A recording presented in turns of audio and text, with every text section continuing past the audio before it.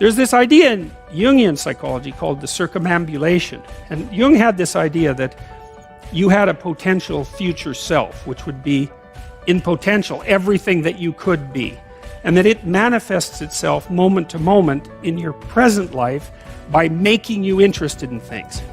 And the things that you're interested in are the things that would guide you along the path that would lead you to maximal development.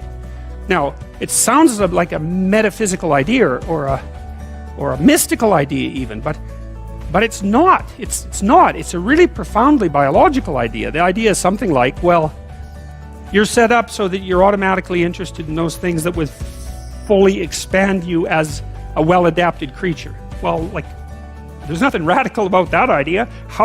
What else could possibly be the case? Unless there's something fundamentally flawed about you, that is what the situation would be. It's kind of interesting to think about how that would be manifest moment to moment, but the idea is something like, well, your interest is captured by those things that lead you down the path of development. Well, that better be the case. Okay, so that's fine. And so there's some utility in pursuing those things that you're interested in. That's the call to adventure, let's say. And the call to adventure takes you all sorts of places. Now, the problem with the call to adventure is, like, what the hell do you know? You might be interested in things that are kind of warped and bent. And often it's the case that when new parts of people manifest themselves and grip their interests, say, they do it very badly and shoddily. And so you stumble around like an idiot when you try to do something new.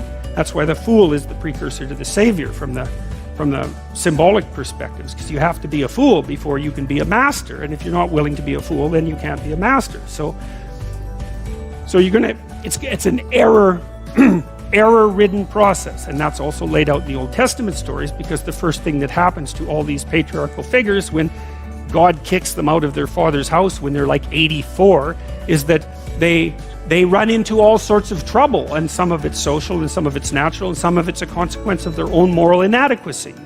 So they're fools.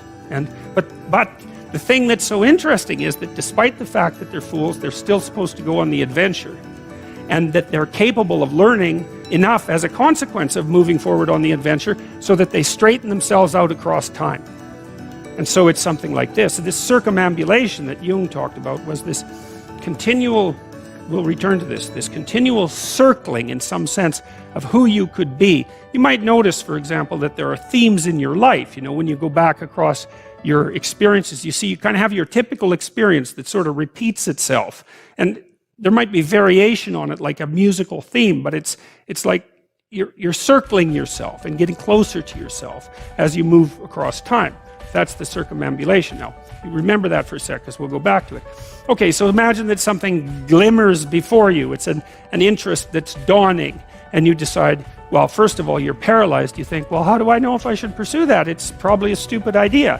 And the proper response to that is, you're right, it probably is a stupid idea, because almost all ideas are stupid.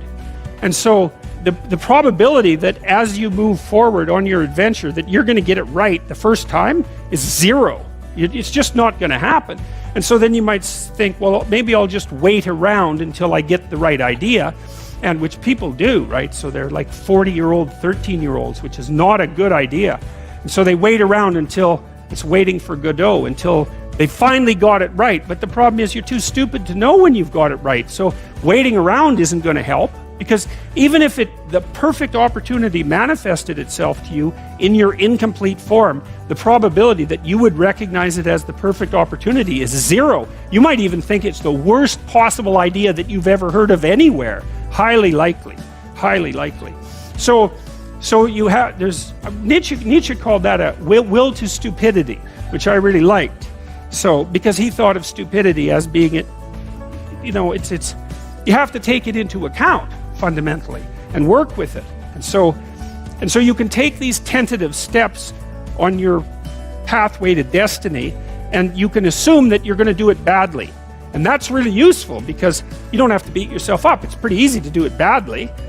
But the thing is, it's way better to do it badly than not to do it at all.